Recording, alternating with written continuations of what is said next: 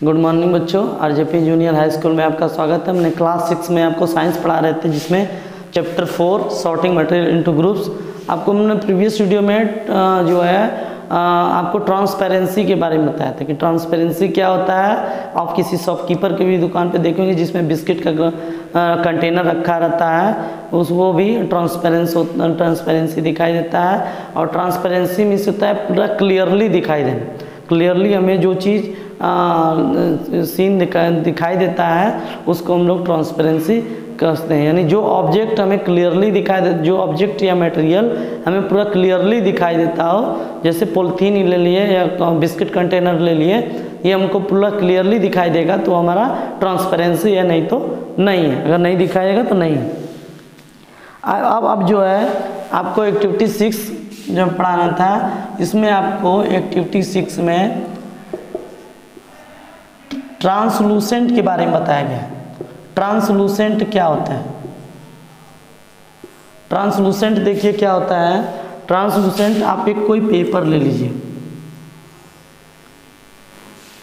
ठीक है। आप कोई एक पेपर ले लीजिए और उस पेपर पे 2 से 3 ड्रॉप क्या करेंगे, उस पर ऑयल गिराएंगे। उस पेपर ले लीजिए और पेपर पे क्या करेंगे, 2 से 3 ड्रॉप ऑयल गिराइए और उसको कुछ देर तक छोड़ दीजिए। तो क्या होता है, ऑयल पूरी तरीके से धीरे धीरे वो फैलने लगता है। फैलने लगता है या यहीं पे रखता है, यहीं पे रह जाता है, ठीक है। तो यहीं फैलने लगता है। तो इस तरह से जो हमारा ऑयल फैलने लगता है, तो क्या आपको क्लियरली दिखाई देता है? तो यहाँ पे आपको क्लियरली नहीं दिखाई देता है। यहाँ पे आपको इतना क्लियरली नहीं दिखाई देता है। आप ये इसको आप फैट का भी टेस्ट जो किए होंगे, आप उसको भी नोट डाउन करिए। आप फैट के भी टेस्ट में आप ऐसे ही किए होंगे, जैसे ऑयल पैचेज दिखाई दे रहा है या नहीं दिखाया। तो इसमें भी ऐसे ही है कि आप इसको जो एक पेपर लीजिए, उस पेपर पे क्या करिए, आप उसको ऑयल गिराइए। ऑयल 2 से 3 ड्रॉप गिराने के बाद उस पर आप अब इसको जो है आप इसको लाइट में लीजिए। बल्ब लेकर देखिए, इसमें यहाँ पे बल्ब लगा रहता है, ठीक है। ये बल्ब में आप इसको लाइट में ले जाकर देखिए, तो उस पर आपको वो जो ऑयल पैचेज दिखाई देते हैं, तो वो जो ऑयल पैचेज वहाँ पे दिखाई देते हैं वो आपको क्लियरली नहीं दिखाई देते हैं। तो वो मटेरियल जो हमें पूरी तरीके से क्लियरली नहीं दिखाई देते हो, वो हमारा क्या कहलाते हैं, ट्रांसलूसेंट कहलाते हैं।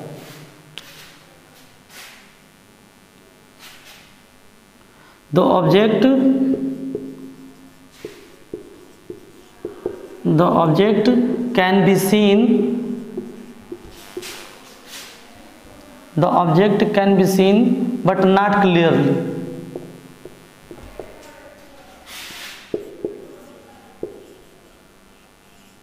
But not clearly is called translucent. उसको हम लोग क्या कहते हैं, ट्रांसलूसेंट कहते हैं। वो हमें क्लियरली नहीं दिखाई देता है। वो ऑब्जेक्ट जो हमें दिखाई तो देता है लेकिन क्लियरली नहीं दिखाई देता है, तो उसको हम लोग ट्रांसलूसेंट कहते हैं। ये हमारा इस तरह से आपका ये आप प्रैक्टिकली कर सकते हैं, और प्रैक्टिकली आप फैट वाले टेस्ट में किए भी हैं। आपको बताया भी था प्रीवियस वीडियो में या प्रीवियस चैप्टर में कि कैसे फैट का हम लोग इसका करते हैं।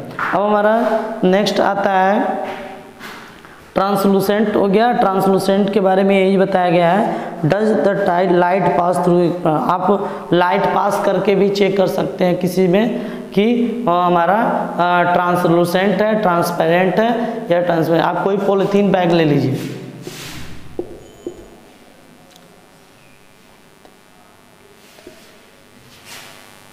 पॉलीथीन बैग ले लीजिए, कोई पॉलीथीन बैग ले लिए, ठीक है। आप वो पॉलीथीन बैग में क्या करेंगे, अब उसको लाइट पास करेंगे। कोई पॉलीथीन बैग में आप लाइट पास करिए। अगर वो लाइट क्लियरली मीन्स इधर भी इस साइड में भी दिखाई दे, इस साइड में भी दिखाई दे, तो हमारा ट्रांसपेरेंसी कहलाता है। जैसे क्लियरली पॉलीथीन हो गया, आप क्लियरली कोई आप पेपर ले लीजिए, तो वो आपको पूरा अच्छी तरीके से जो दोनों तरफ दिखाई देता है, वो हमारा ट्रांसपेरेंट कहलाता है। ट्रांसलूसेंट वो होता है जो हमें पूरी तरीके से क्लियरली नहीं दिखाई देता है। ट्रांसलूसेंट वो होता है जो partially seen but not clearly, मतलब पार्शियली सीन यानी थोड़ा सा दिखाई देता है। जैसे ये ऑयल पैचेज हो गया, ऑयल धब्बे हो गए, आप किसी पेपर पर लिए हैं आयल बैचेज को या किसी पॉलिथीन बैग पर रखें, तो उसको देखिए पेपर पर लिए तो उसको देखिए कि आप ऐसे लाइट में इसको अगर चेक करेंगे तो क्या है आपका क्लियरली नहीं दिखाई देता है, पर दिखाई देता है लेकिन क्लियरली नहीं दिखाई देता, पार्शियली क्लियर दिखाई देता है। तो इससे क्या होता है, हम उसको क्या कहते हैं, ट्रांसलूसेंट कहते हैं। ओपेक क्या होता है, ओपेक जो होता है हमारा, ओपेक जो होता है हमारा जो डज टॉर्च लाइट पास करते हैं, हम किसी पाम के पत्ते पर या किसी पे पाम के लिप्स पे या किसी पे हम लाइट पास करते हैं, और वो लाइट जो होता है पास नहीं हो पाता है पूरी तरीके से, क्लियरली ना उधर जाता है, उधर दिखाई नहीं देता है कि उसके अंदर क्या है, तो उसको हम लोग क्या कहते हैं, ओपेक कहते हैं। ओपेक वो कहते हैं, उसको क्या कहते हैं, ओपेक। ओपेक क्या होता है, जो बिल्कुल उसके आर पार दिखाई नहीं देता है, कोई ऑब्जेक्ट रहता है लेकिन उसमें पूरा क्लियरली कुछ भी नहीं दिखाई देता है, उसको हम लोग यानी लाइट पास नहीं होता है। उसके पास क्या होता है, आप कोई ऑब्जेक्ट या कोई पेपर ले लीजिए, इसके अंदर आप लाइट पास करिए तो ये क्या होता है, कहीं से लाइट पास नहीं होता है, हमारा क्लियरली नहीं दिखाई देता है, तो उसको हम लोग ओपेक कहते हैं। ठीक है, तो ये आपका आज टॉपिक में जो है पूरी तरीके से आपका टॉपिक समाप्त हो गया है। आपको जो इसमें इस टॉपिक में जो भी समझ में नहीं आ रहा है, आप इसको टॉपिक में जो भी समझ में नहीं आ रहा है, आप इसको जो है अपने जो आप शुभेंदु सर के मोबाइल पे व्हाट्सअप कर दें, और जो है इसमें आप जो है आप अपने से इसको घर पे रिवीजन करें। जो आप रिवीजन करने से आपको समझ में आएगा कि जो हमको नहीं समझ में आया वो पूछा जाए, तो इससे आपको अब आप पूछ सकते हैं। तो आपको जो है नेक्स्ट अब हम आपको कीवर्ड कराने जाएंगे, कुछ देर में कीवर्ड कराएंगे। तो ये आप जो है आपको टॉपिक जो कौन कौन से पढ़े थे, इसमें आपको टॉपिक्स आपको बताए थे पूरा चैप्टर में कि जो हमारा आपको शुरू से एक बार रिवीजन कर दे रहे हैं जिससे आपको समझ में आ जाए। हमारा सॉर्टिंग मटेरियल्स टू ग्रुप्स है, यानी हम कैसे बहुत सारे ऑब्जेक्ट दिए गए हैं उनको उन ग्रुप्स में से सेपरेट करें, अलग करें। तो उसको करने के लिए हम क्या करते हैं, आपको बहुत सारे ऑब्जेक्ट दिए गए हैं, मटेरियल ऑब्जेक्ट दिए गए हैं जिससे आपको अलग करना है। तो हम किस बेस पे उसको अलग करेंगे, शेप के बेस पे, और हम शेप के बेस पे और मटेरियल के बेस पे उसको अलग करते हैं। यानी हमारा जो मान लीजिए शूज है, तो शूज हमारा कौन सा है, तो लेदर होता है, लेदर के बेस पे उसको हमारा मटेरियल अलग होता है, तो शूज को अलग ग्रुप में रख देंगे। और हमारा वुड है, लकड़ी होता है, उससे हमारा क्या क्या बनता है, चेयर बनता है, टेबल बनता है, तो ये सब क्या होता है, उससे हम इसको अलग कर सकते हैं। और आपको बताए थे property of materials. Property of materials जो हमारा आता है उसमें अपीयरेंस होते हैं, हार्डनेस होते हैं, सॉल्युबिलिटी होते हैं, ये सब आपको प्रॉपर्टी बताए थे मटेरियल्स का।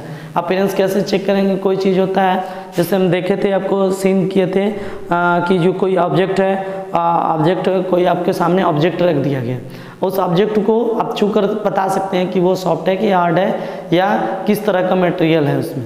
ठीक है, तो ये हमारा अपीयरेंस जो हमें क्लियरली आंखों से दिखाई देता हो और उसको हमको टच करके बता सके, वो हमारा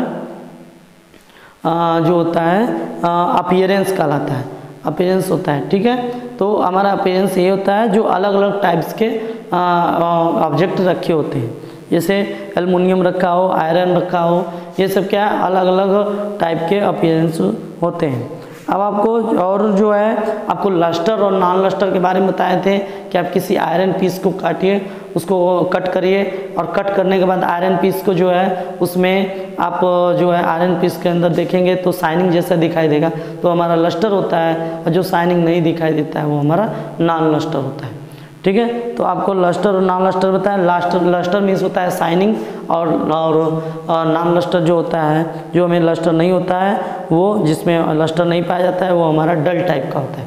डल होता है यानी धुंधला टाइप का दिखाई देता है, उसमें कुछ दिखाई नहीं देता। ठीक है, ओपेक भी हम एक तरह से कर सकते हैं, डल टाइप का होता है। ओपेक जो आपको बताया था उसमें ओपेक भी हमारा डल टाइप का होता है। ठीक है, तो ये हमारा इतना होता है। और आपको डल बताया था कि इसमें जो ये हमारा जो नॉन लस्टर होते हैं ये कहाँ से होते हैं, ये हमारा एयर और मॉइस्चर से मिलते हैं, मॉइस्चर से दिखाई देते हैं। तो ये हमारा इतना हो गया। आप किसी वर्कशॉप पे भी जाके देख सकते हैं, कहीं आयरन कट रहा है, कहीं एल्युमिनियम कट रहा है, तो वो आप उसमें चेक कर सकते हैं कि कौन सा लस्टर है, कौन सा नॉन लस्टर है। अब हम आपको नेक्स्ट जो बताए थे हार्डनेस के बारे में बताए थे कि हमारा जो हार्डनेस होता है 2 टाइप्स के होते हैं, एक सॉफ्ट होते हैं, एक हार्ड होते हैं। जिसको हम स्ट्रेच नहीं कर पाए, जिसको हम कंप्रेस नहीं कर पाते हैं, वो हमारा हार्ड होता है। जैसे आप कोई स्टोन ले लीजिए, पत्थर लीजिए, आप इसको क्या करिए, आप इसको प्रेस करिए, प्रेस नहीं होगा। और हमारा सॉफ्ट होता है, जैसे पिलो ले लीजिए, पिलो आप ले लीजिए जिसमें कॉटन भरा होता है, कॉटन काफ़ी ज़्यादा होता है, तो उसमें क्या होता है, आप उसको प्रेस करिए तो प्रेस हो जाए ईजिली, और इसको ईजिली प्रेस हो जाए, कंप्रेस हो जाता है, तो ये हमारा सॉफ्ट होता है। ठीक है, तो इससे हार्ड और सॉफ्ट के बारे में आपको बताया था। सॉल्बिलिटी के बारे में बताया था आपको, 3 ग्लास में बताया था कि ABC ले लीजिए, उसमें एक सॉल्ट ले लीजिए, एक शुगर ले लीजिए और एक सॉइल ले लीजिए। इन तीनों को लेने के बाद आप देखिए तीनों को मिक्स कर दीजिए, उसको तीनों वाटर में मिक्स करने के बाद आप उसको कुछ देर के लिए छोड़ दीजिए। जब आप कुछ देर के लिए छोड़ते हैं तो उसमें जो भी होता है वो वाटर के साथ मिक्स हो जाता है। कौन? साल्ट और शुगर, ये दोनों मिक्स हो जाता है, लेकिन जो सॉइल होता है वो जाके नीचे सेटल डाउन हो जाता है वाटर में, और इस प्रोसेस को हम लोग सेटल डाउन जो हो जाता है उसको हम लोग सेडिमेंटेशन कहते हैं। ठीक है, ये आपको पूरा प्रोसेस बताया था इसमें, और आप अपने से भी चेक कर सकते हैं कौन सा डिसअपियर है और कौन सा मिक्स नहीं हो रहा है।